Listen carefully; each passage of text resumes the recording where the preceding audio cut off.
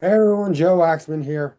I do apologize about my voice. It's not in the best condition right now, but I wanted to make this quick video, and it's about Trump, America, and Sedna. So anyway, guys, um, let's just get right into it. I'm not going to waste any time. Share my screen. This is an astrology video, obviously. All right. So I've talked about this before, but I want to bring it up again.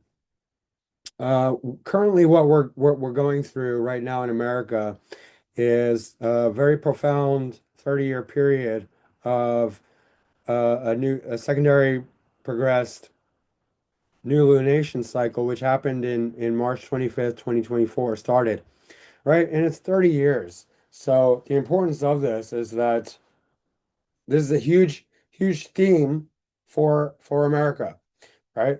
And it aligns with Donald Trump's inauguration, and we're already saying this, and this is the reason I've been inspired to make this video today is because we're seeing huge strides in American progress. You know, Donald Trump's slogan is "Make America Great Again." Um, I think there's some like intuition there because this is certainly an extraordinary secondary progressed lunation cycle with Jupiter being the ascendant lord stationary exalted, right? It was retrograde for almost the last 100 years, which is kind of uh, points to America doing things differently from the rest of the world. I just saw a chart where it showed a whole map of the world, and it was like um, Fahrenheit versus Celsius, and America was Fahrenheit, and the rest of the world was Celsius. That's partially due to America being retrograde, Jupiter being retrograde for the last 100 years, right? Um, Now it's stationary. And stationary planets, as you know, if you've been watching me, these are the most potent, powerful planets of all, right? Especially if it's in great dignity, like it is in Jupiter is in Cancer, where it's exalted, stationary, and it's trine the sidereal progressed lunation cycle in Pisces. Here we have Sedna close by. But Jupiter is exactly trine Sedna, and it's trining the sun and the moon um, in its domicile. So I mean, it's incredibly powerful. I've talked about this before, right? Um, and we're seeing it play out in real time. Like America is dominant on the world stage. Like in the past, you know, when Biden was president, we were in decline. It was a purposeful managed decline. The way the rest of the world is declining, it's part of their, you know, New World Order Illuminati plan to bring down the Western world, to subjugate it, to bring in their dystopian New World Order agenda, right? But America is bucking the trend because we elected Donald Trump and we have this very powerful 30-year cycle. They don't know this, right? And so they're gonna they still think they can pull this off. But they're gonna bring, you know, how like Canada, all of Europe, all Western nations, Australia, I think even New Zealand, um, they're all bringing themselves down on purpose. And they think, okay, we just have to wait out Donald Trump's 4 years, and then America's going to come down next. They're wrong. America is in an extremely powerful position for the next 30 years. So they're going to drag themselves down to the dirt. America is going to be fine. Like, this is my prediction, and it's a bold one, and I'm sticking by it.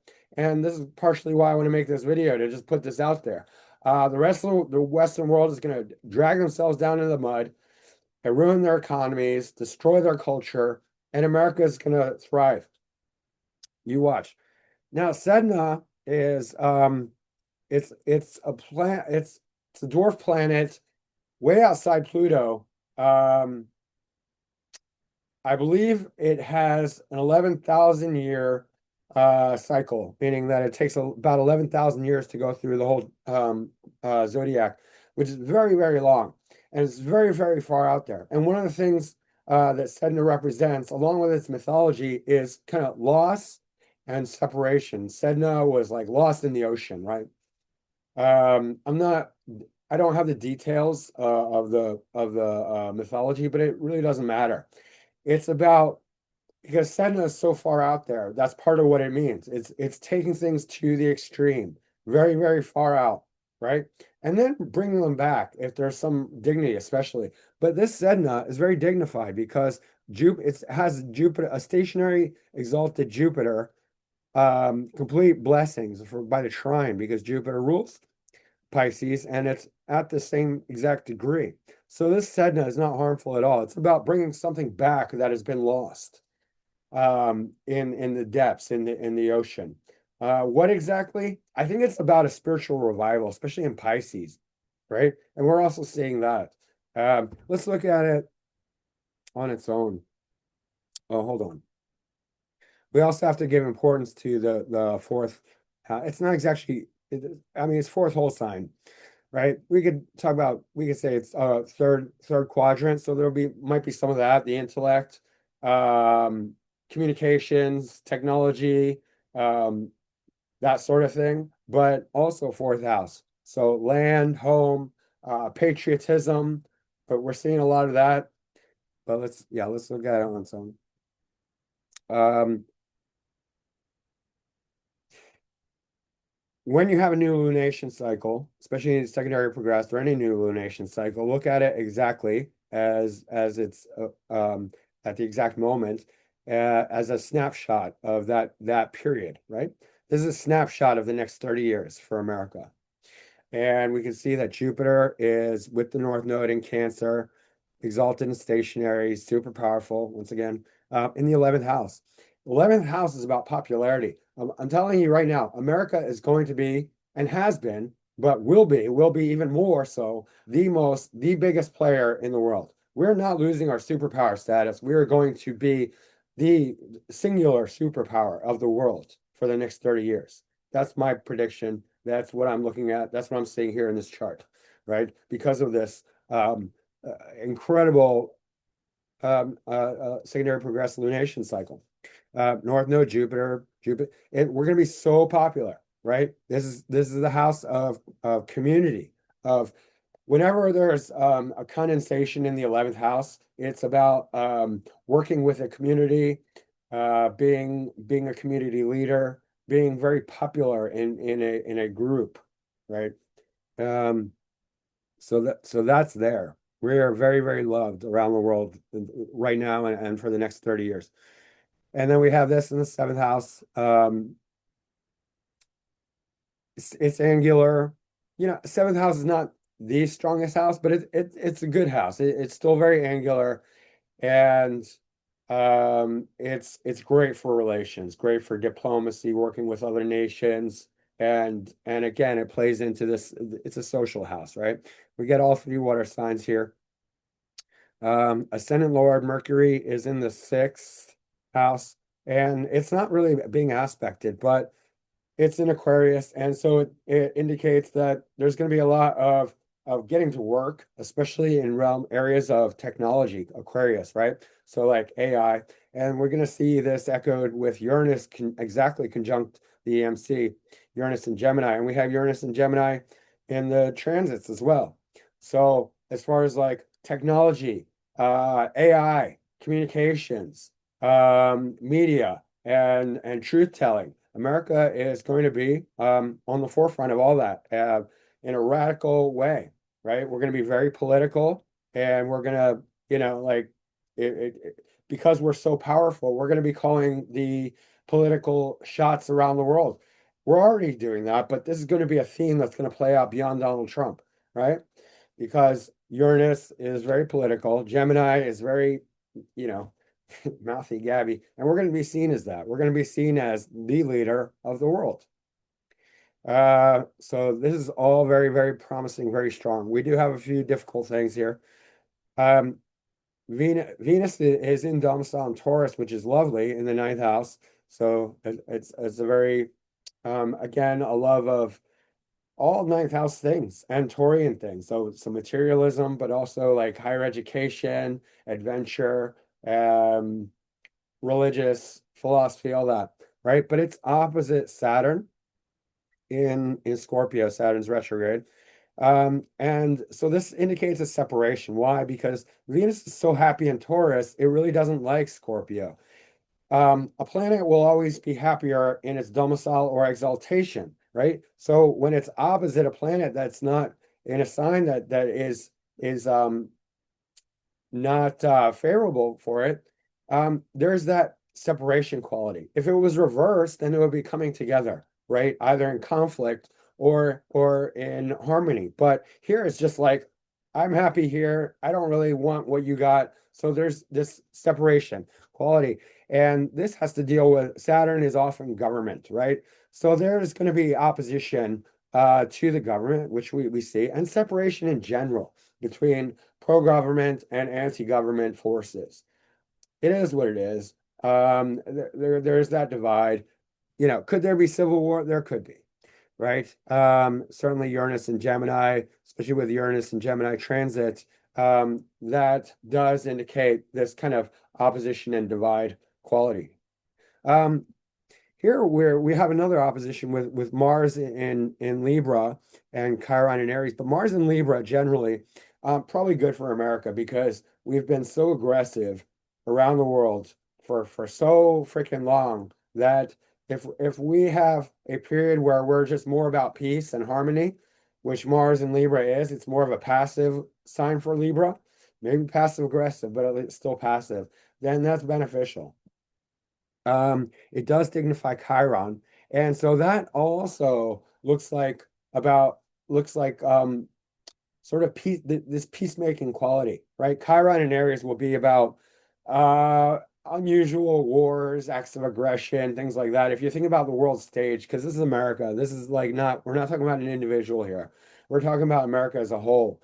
This aspect is it definitely feels like using America's strength to make peace, especially with these like one-off, unusual, like Donald Trump's been doing. But I think one of the things you have to realize is that even though this is a 30-year period, it's going to be especially heightened right now, this whole theme, right? Because now it's when it's most active. It's going to linger and it's going to be the theme for the next 30-year period. But right now it's especially powerful. And you can see it's not just Donald Trump because he did not do this in his first term, right? He's all on a peace mission right now, and this has a lot to do with this chart. There's Mars in Libra opposite Chiron and Aries, right? Chiron and Aries is those one-off, unusual, weird, strange wars of that get a lot of rejection. They're chironic. They're unusual. They're strange. They're weird. They're rejected because they're weird. I mean, Israel, Palestine, Russia, Ukraine, right? Yeah, a lot of stuff like that. Let's see here. Um, Neptune. Okay, so Neptune is being signified by the nodes.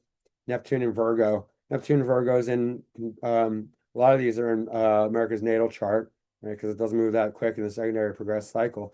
But Neptune is in perfect harmony with the axis of movement, the nodes. This is sort of like a directional. You can think of it as an arrow. Like this is the front of the arrow, this is the rear of the arrow. This is like the direction the whole country is moving in towards Cancer, um, aligning with this, exceptional Jupiter. But Neptune in Virgo is idealism, and yeah, idealism in Virgo, especially in the first house. So I don't think Neptune and Virgos. I mean, Neptune is more so, aligned with Pisces, which we have strongly here. It's not exactly opposite, but it's opposed. But it still relates to a kind of heightened idealism, especially around Virgo things. Um, I mean, we could relate this to what the Maha movement with Robert Kennedy, RFK Jr. Is doing. An idealistic Virgo sort of movement, which is in harmony with the nodes. So that's going to go well. And there's something else that's going to play into that, which I'm about to get to. I think I covered all this. South Node Pluto, that's just naturally in America's natal chart, and that has to do with a very powerful transformational plutonic past. When South Node and Pluto come together, the person is transformed by their past. Uh, it's not always positive, but it ultimately is positive. It's not always easy or it's a powerful transformation dealing with the past. But this is such an exceptional, powerful chart. Not all of it's easy, especially this Venus Saturn opposition, which is going to create this divide, internal divide. But everything else is so wonderful, and it really points to an extremely powerful, prosperous 30-year period for America. Now,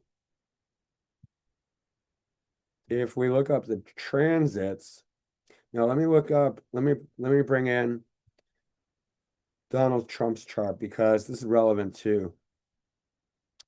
Donald Trump is the perfect guy to manage this transition where this secondary progressed lunation cycle in Pisces, where Jupiter's stationary because he has a stationary Jupiter, right? And that's no coincidence. And they're almost square to each other, which it's not bad actually um, because Jupiter's exalted, right, in Cancer. So it's a Jupiter square. So yeah, there's some friction, there's some tension, there's some hard work having to deal with Donald Trump and his presidency, but because he is the deal maker, Jupiter stationary in Libra, Libra deals with deals, right? The handshake, right? Jupiter's big and bold. Let's just look at Donald Trump's chart on its own for a second. Stationary Jupiter. This is why he wrote the art of the deal, right? This is why he's in the second house, deals with appearances, how he comes across. Right? You can just walk into a room and just appear bigger than life. That's Jupiter in a second. And then he's iconic and chironic with Chiron conjunct Jupiter. Chiron is, yes, everyone is stuck to this wounded healer ideal, but it's about being weird. It's about being unusual. It's about being one of a kind. And yeah, you get rejected for it, but you can just put like, you know how they have like the Batman symbol and you shine it in the air and it's like called a Batman? Well, they've done that meme or that joke with Donald Trump and it's his profile. That's how unusual he looks. Second house deals with appearances. That's Chiron. And it's Jupiter being like expanding that. And it's also Neptune with a sort of I don't know, ease about it. There's this quality. Neptune is so relaxed and nonchalant. He's not uptight about it. He's like, yeah, I look how I look, and he even makes fun of himself, right? Um, Neptune is also very exotic, so he likes things to appear very exotic and Jupiterian, unusual. He loves the gold, and everyone's like, so much gold, that's his style. That's this Jupiter, Neptune, and Chiron, Jupiter stationary. I'm not going over Donald Trump's whole chart. It's really about this Jupiter's stationary, and also this Saturn and Cancer. Um, it's mutual reception with Jupiter by exaltation. Jupiter's exalted in Cancer, Saturn's exalted in Libra, and that's also why he's able to get respect.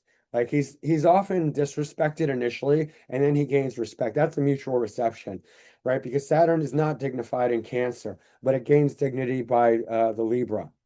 So it's like he's not respected, then he is respected. I mean, now the whole world respects him. I mean, just look at that October 13th meeting where he was the one, he was the inspiration. He got everyone together to sign this peace agreement, which is pretty impressive.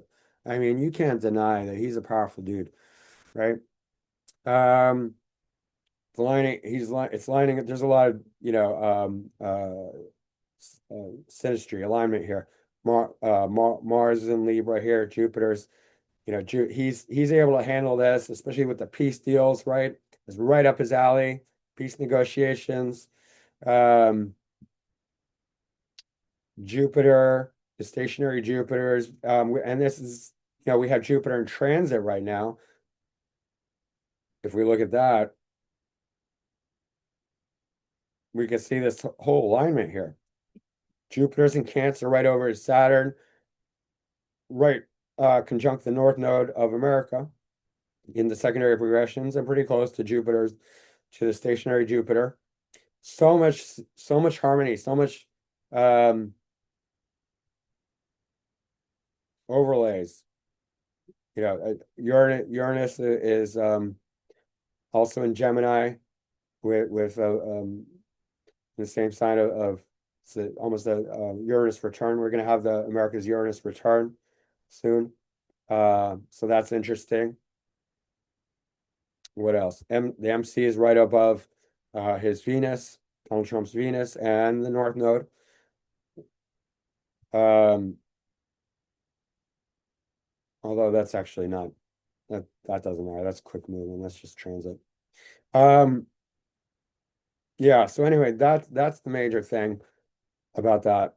Um, Donald Trump's the perfect candidate for right now. Let's look at the current transits. Ooh, really nice. Really, really nice. Grand Water Trine right now. Wow, beautiful.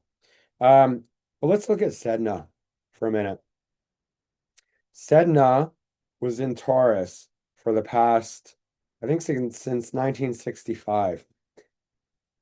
Let's just go back. Why not? Let's go back in time.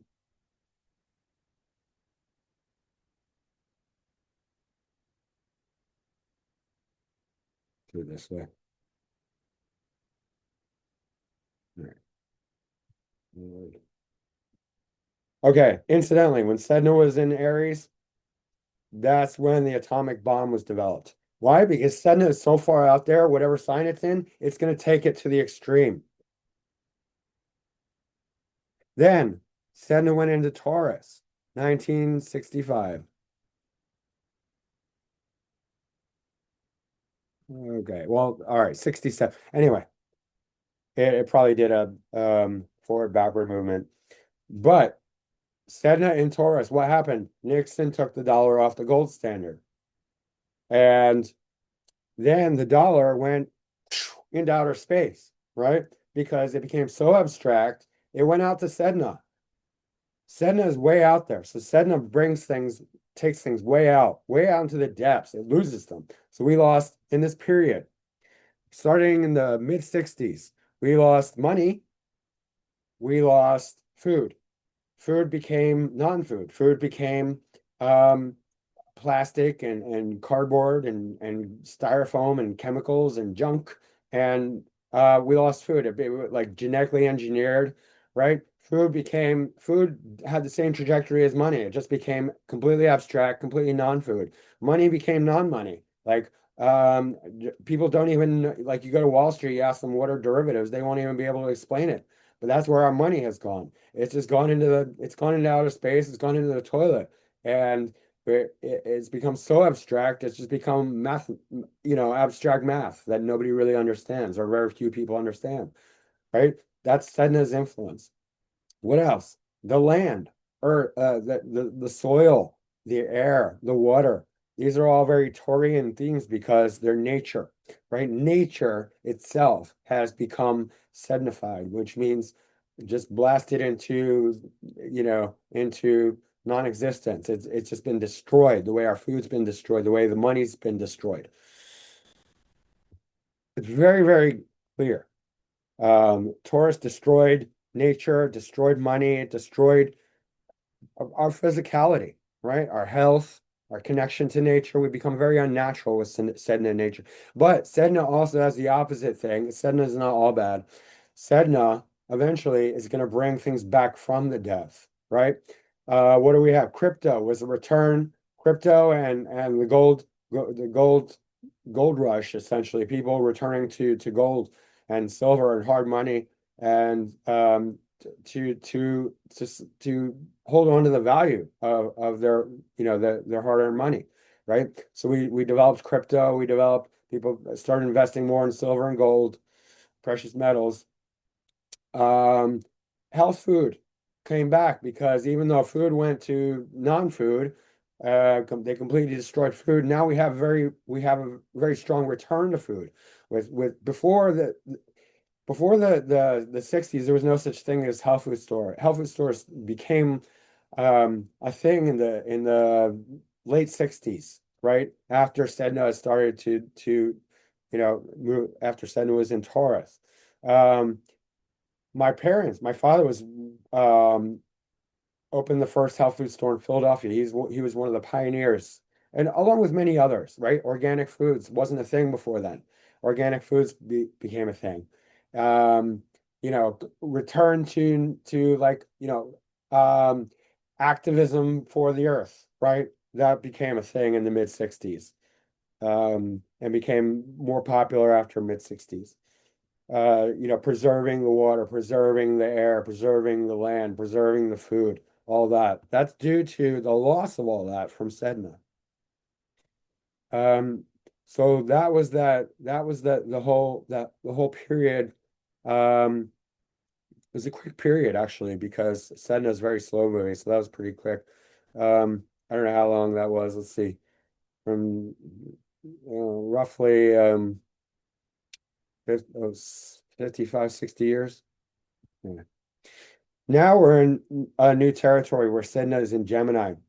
And Sedna and Gemini, one thing we just saw with Sedna and Uranus is the assassination of Charlie Kirk, right? Charlie Kirk being a Gemini figure, Uranus being that sudden event, right? They were pretty close to conjunct at that time. And Sedna is that betrayal, that loss. Uh, so I believe that was a part of it. And uh, we will see also the opposite. We're going to see a lot of return to truth and to communication in a very grounded, legitimate way. But Sedna is going to have that influence of it's going to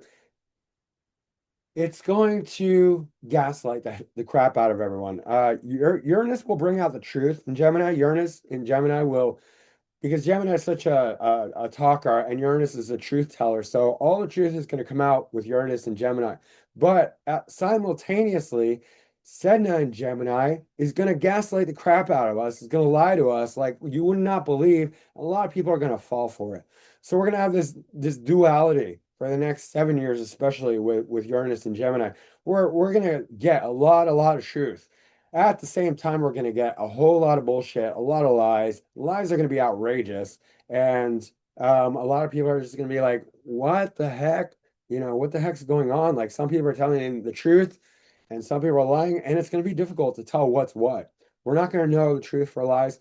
Well, some people will. Most people won't. Most people will have a mix in their belief system of truth and lies because Sedna and Uranus inevitably what we're going to have is because we're going to be lied to so much, we're going to have the opposite thing. We're going to retrieve the Gemini from the depths, the truth, the truth telling, the media. We're going to have ways of foolproofing the truth through AI, through social media.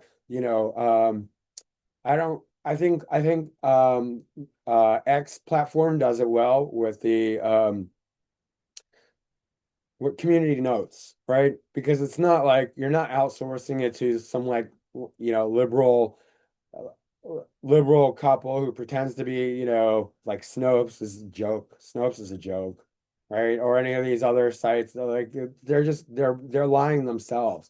But when you have community notes, it's not 100% foolproof, but at least it's like outsourcing it to the community. Pluto in Aquarius, right? Aquarius is community.